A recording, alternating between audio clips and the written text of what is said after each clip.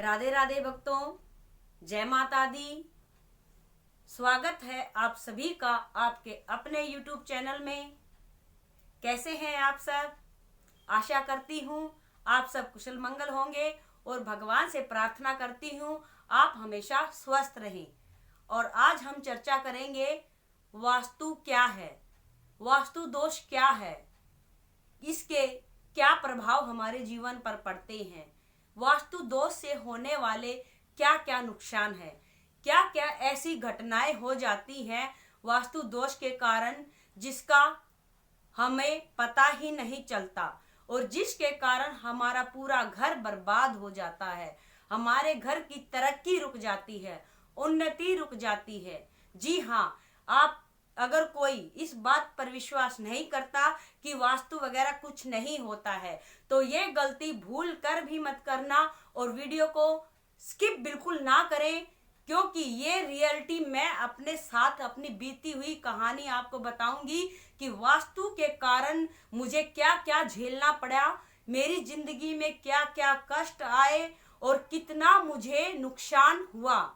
तो वीडियो को बिल्कुल भी स्किप ना करें, क्योंकि ये एकदम सच्ची घटना है और कितनी सारी ऐसी बातें हैं जो आज मैं इस वीडियो में आपको बताने वाली हूँ। तो वीडियो प्लीज दोस्तों भक्तों पूरा देखें, क्योंकि मैं नहीं चाहती हूँ कि जो मेरे साथ घटना घटी वास्तु दोष के कारण आप सबके साथ भी घटे। तो अगर कोई भी नया मकान बनाता है तो कृपा करके वास्तु विशेषज्ञ से जरूर सलाह ले, वास्तु विशेषज्ञ से दिखाकर ही आप घर बनाएं। देखिएगा मेरे साथ क्या हुआ। सबका अपना सपना होता है, इस महंगाई के समय में सबका अपना सपना होता है कि भाई अपना मकान हो, सबका अपना एक स्वीट ड्रीम होता है कि सबका अपना मकान हो। बहुत सी दुनिया किराए पर रहती है और ये भाई सपना अगर किसी का पूरा हो जाए तो कितनी अच्छी बात है। अगर आपका सपना पूरा हो जाए और उसमें फिर कोई वास्तु दोष निकल आए और फिर आपको बहुत सारी परेशानियां झेलनी पड़े, नुकसान झेलना पड़े, आपके घर की उन्नति रुक जाए, तो सोचो आपको कैसा लगेगा। लगेगा ना, बहुत बुरा लगेगा। तो इसीलिए मैं आपको कह रही हूँ जो गलती मेरे साथ हुई, जो नुकसान मेरे साथ हुआ, जो घटनाएं मेरे साथ घटी वो आपके साथ ना घटे। तो दोस्तों वीडियो पर लगातार बने रहना, मैं बता रही हूँ मेरे साथ क्या क्या हुआ था। देखिएगा, हमने मकान लिया, उसको बिल्कुल तुड़वा करके फ्लैट करवाया। फ्लैट करवा करके देखिए मेरा भी सपना था कि मेरा अपना मकान हो, खुद का मकान हो, मैं किराए पे थी तो भगवान ने मुझे वो समय भी दिया, बहुत अच्छा मेरा मकान बना। लेकिन मेरे साथ क्या हुआ कि देखिए उस समय मुझे वास्तु का बिल्कुल पता नहीं था, मुझे यही नहीं पता था कि वास्तु भी कोई चीज होती है, वास्तु भी कुछ होता है, मुझे पता ही नहीं था, ज्ञान नहीं था। तो मेरे साथ क्या हुआ, तुड़वा करके बिल्कुल एकदम से पूरा अच्छा उसको मिट्टी से पूरा कवर करवा करके उसको स्टार्ट जैसे बनाना किया तो क्या हो गया हमारे साथ, जैसे हमारा ईशान कोण था। देखिएगा ईशान कोण वास्तु में सबसे प्रमुख स्थान है, ईशान कोण वास्तु में सबसे प्रमुख स्थान है, क्योंकि यही वास्तु पुरुष का मस्तिष्क होता है। यानी जैसे हमारा पूरा बॉडी होती है तो हमारा मस्तिष्क यहाँ होता है। तो अगर आपका मस्तिष्क पर ही वजन है तो वर्डन है, यानी आपका दिमाग ही खराब है, तो सोचो आप क्या करोगे, कुछ अच्छा सोच ही नहीं पाओगे। तो ऐसा मेरे साथ भी कुछ ऐसा हुआ कि ईशान कोण की बात कर रहे थे हम। ईशान कोण हमारे घर का प्रमुख स्थान होता है और वो स्थान हमें हल्का रखना चाहिए, और हल्का रखना चाहिए और पवित्र भी रखना चाहिए। हल्के का मतलब आप समझे ना, तो वहां सीढ़ियां होनी चाहिए, और पवित्र का मतलब आप समझे ना वहां टॉयलेट होना चाहिए, ना वहां बाथरूम होना चाहिए।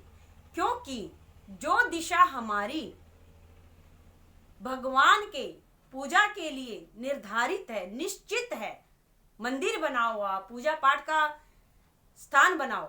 अगर आप मंदिर नहीं बना सकते, पूजा पाठ का स्थान नहीं बना सकते, तो उस जगह को खाली रख दो, एक मिट्टी का घड़ा भरकर ही रखें। अगर मिट्टी का भी घड़ा भरकर नहीं रख सकते हो आप, तांबे या पीतल का बर्तन भी भरकर आप रख सकते हो, क्योंकि वो दिशा हमारी उन्नति की दिशा होती है।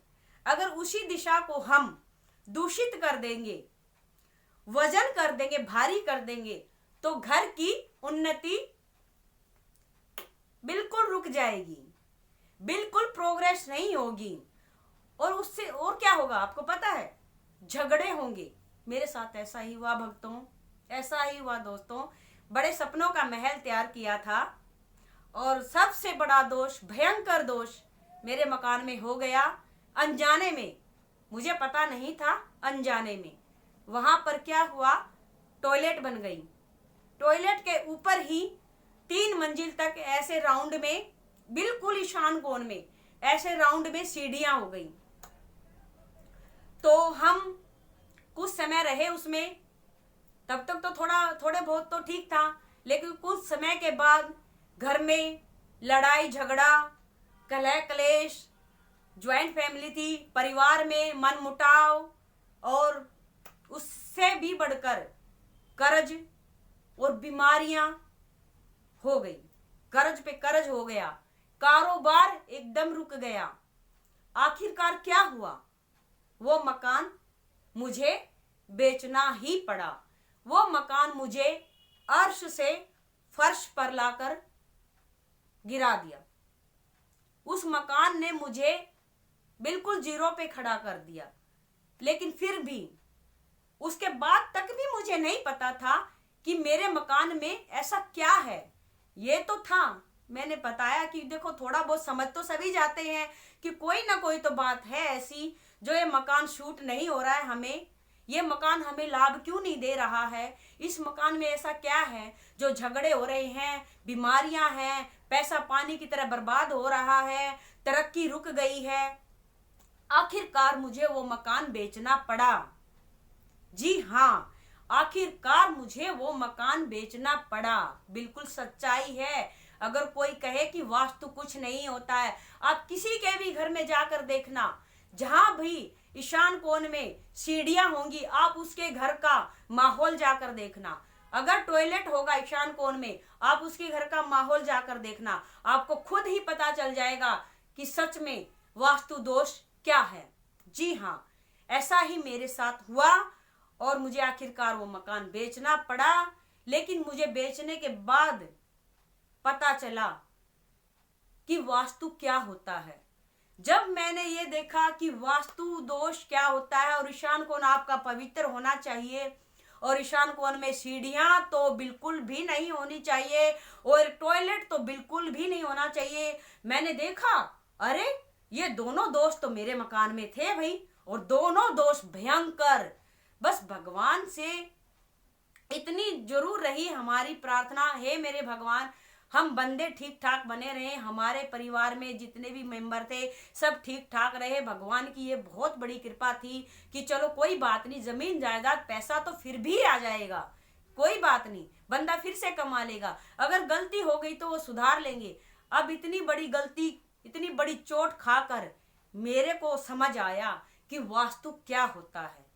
मैं तो कभी ऐसा नहीं करूंगी भैया, सभी को यही सलाह दूंगी, ईशान कोण में भूल कर भी सीढ़ियां और टॉयलेट कभी नहीं बनाना।